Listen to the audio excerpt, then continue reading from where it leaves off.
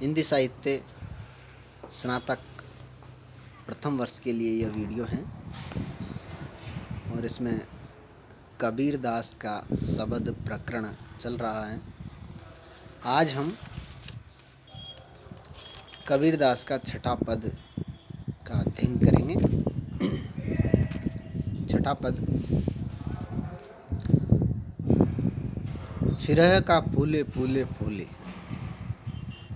जब 10 मास उरंध मुख होते 100 दिन काहे भूले। जब जरिए तब होई भसम तन रहे किरिम दल खाई। कांचे कुंभ उदक ज्यों भरिया या तन की इहे बड़ाई। ज्यों माखी सहते नहीं बिहुरे जोरी जोरी धन कीना। मोए पीछे लेहू लेहू करे भूत रहन क्यों दीना। देहरी लो बरी नारी संग हैं आगे सजन सुहेला। मरहट लो सब लोग कुटुंब भयो आगे हंस अकेला। राम न रमसी मोह कहा माते परहूँ कालबस कुआ। कहे कबीर नर आपू बंधायो ज्यों ललनी भ्रमि सुआ। यह पद कबीरदास द्वारा रचित शब्द शीर्षक से लिया गया है। यह उनका छठा पद है। इसमें कबीर उन प्राणियों पर व्यंग्य कर रहे हैं जो घमंड या अहंकार में फूले फूले फिरते हैं और वास्तविक जो उद्देश्य हैं उसमें लीन नहीं होते। यानी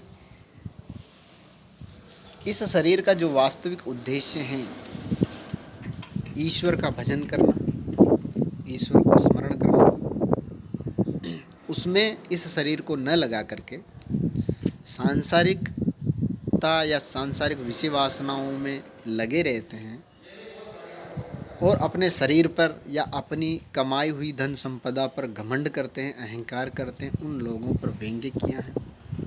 यह वास्तव में उन लोगों की नासमझी है और ऐसे लोग अपने जीवन को बर्बाद कर देते हैं। कबीर यही इस पद में बता रहे हैं। तो कबीर कह रहे हैं फिरह का फूले फूले। कबीर कह रहे हैं फिरह यानी फिरना, फूले फूले फूले यानी घमंड में, अहंकार में फूले हुए फिरना। कि हे प्राणी, तुम अपने शरीर पर या अपनी कमाई हुई जो धन संपदा धन दौलत है उस पर घमंड करके या अहंकार में क्यों फूला हुआ फिरता है। जब 10 मास उनंद मुख होते 100 दिन काहे भूले। तुम उन दिनों को कैसे भूल गए जब तुम गर्भ में 10 महीने तक औंधे मुख पड़े रहे थे। यानी मनुष्य 10 महीने माँ के गर्भ में उल्टे मुंह लटका रहता है। उसकी तरफ संकेत कर रहे हैं कि तुम उन दिनों को कैसे भूल गए और अब तुम इस मानव शरीर पर घमंड कर रहे हो। यह वास्तव में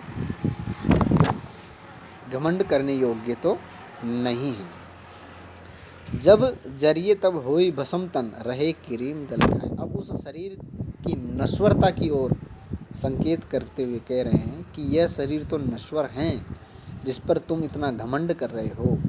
यह शरीर तो एक दिन नष्ट हो जाएगा और जब इसे जलाएंगे तो ये भस्म हो जाएगा और अगर नहीं जलाएंगे, पड़ा रहने देंगे तो किरीम दल खाए। किरीम यानी कीड़े, तो इसे कीड़े या कीड़ों का दल खाएगा। यानी मरने के बाद तुम्हें जला दिए जाओगे और तुम भस्म हो जाओगे और अगर ऐसे ही पड़ा रहने दें तो इसे कीड़े ही खाते हैं। इसलिए ये शरीर अहंकार करने योग्य नहीं है।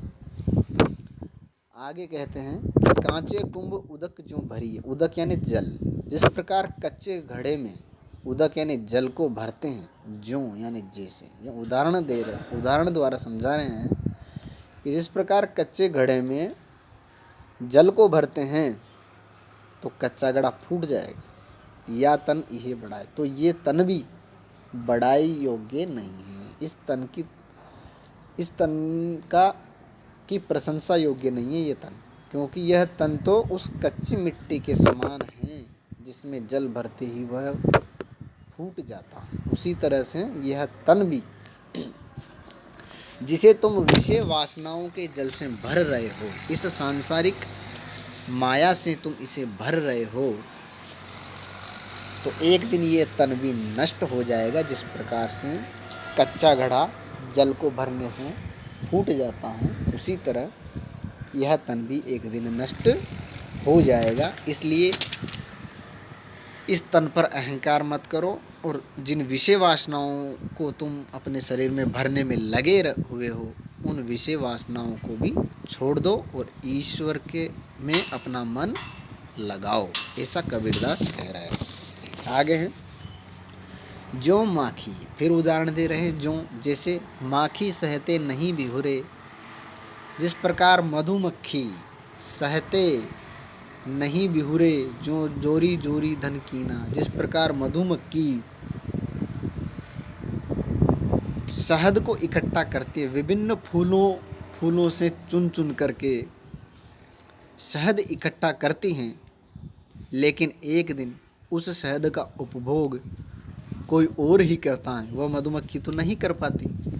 उसी प्रकार तुम भी जोड़ जोड़ करके जो धन इकट्ठा कर रहे हो, भाग भाग कर अपने जीवन को खपा करके जो धन इकट्ठा कर रहे हो, इस धन का उपभोग भी तुम नहीं करोगे और कोई और ही करेगा।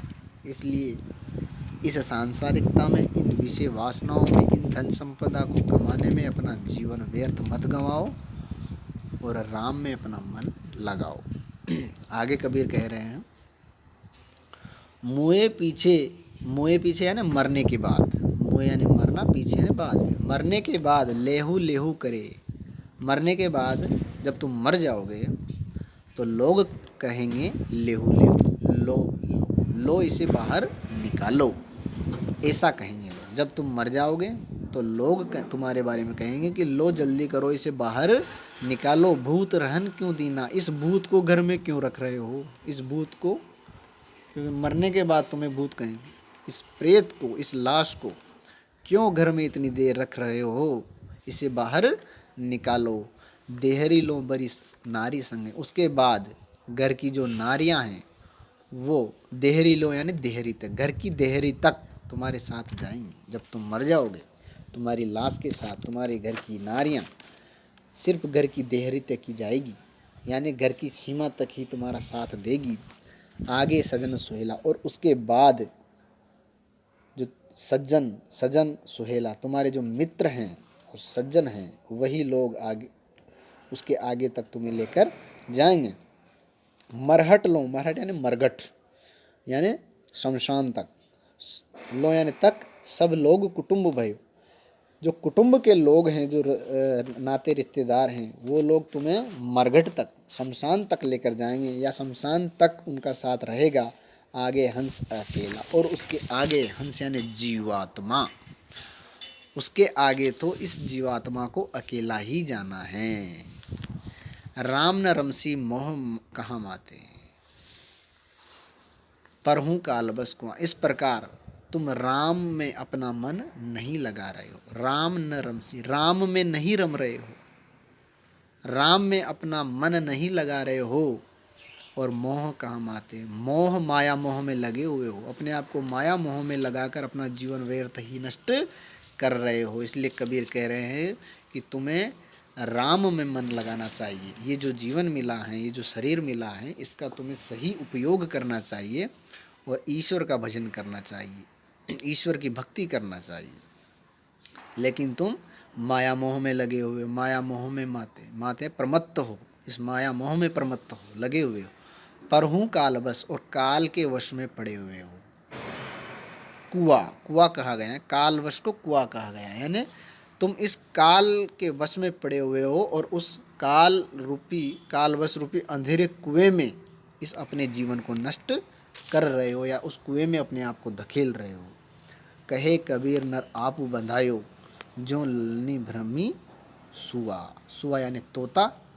कबीर कह रहे हैं कि नर आप बंधायो, इस नर ने, ऐसे प्राणियों ने जिन्होंने अपना जीवन सिर्फ माया मोह में लगाया है, राम में नहीं लगाया, ऐसे लोगों ने अपने आप यानी अपने आप को, बंधायो यानी बंधाया है, बांधा है, किससे? माया से। अपने आप को ही इन सांसारिक विषय वासनाओं में लगाया है। इस सांसारिकता में जो पड़े, इस माया में जो बंधे हैं ये लोग, इन्होंने खुद ने अपने आप को इस माया से बांधा है, माया ने उसे नहीं बांधा। जो ललनी भ्रमी सुमा, जिस प्रकार से ललनी, ललनी कहते हैं बांस की नली को, जिस प्रकार बांस की नली के भ्रम यानी भ्रम में या भुलावे में सुआ यानी तोता पड़ा रहता है, जिसके ऊपर तोता बैठता है और तोता ये समझता है कि उस बांस की नली ने मुझे पकड़ रखा है, मुझे नहीं छोड़ रही है ये नली। ऐसे ही मनुष्य ये सोचता है कि माया ने मुझे जकड़ रखा है, मैं उससे कैसे छुटकारा पाऊँ। जबकि कबीर ये कह रहे हैं कि वास्तव में ऐसा नहीं है। वास्तव में मनुष्य खुद इस माया से बंधा हुआ है।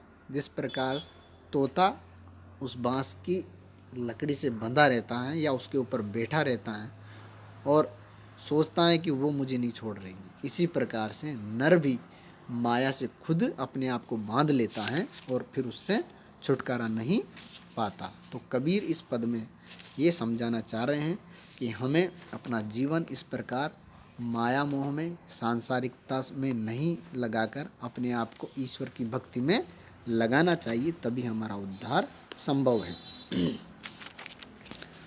तो यहाँ कबीर की आध्यात्मिक दृष्टि प्रकट हुई है और लोगों को उन्होंने इस मनुष्य जीवन का सही उपयोग करने के प्रति सचेत किया है। साथ ही यहाँ बांस की नली पर बैठने वाले तोते का उदाहरण देते हुए ये समझाया है कि मनुष्य को माया में नहीं बांधना चाहिए अपने आप को, बल्कि ईश्वर की भक्ति में अपना मन लगाना चाहिए। अनुप्रास, रूपक, उपमा, उदाहरण अलंकार का प्रयोग इसमें हुआ है। बाकी भाषा सहज सरल बोलचाल की है। अब इससे आगे का पद हम अगले वीडियो में पढ़ेंगे। तब तक के लिए धन्यवाद।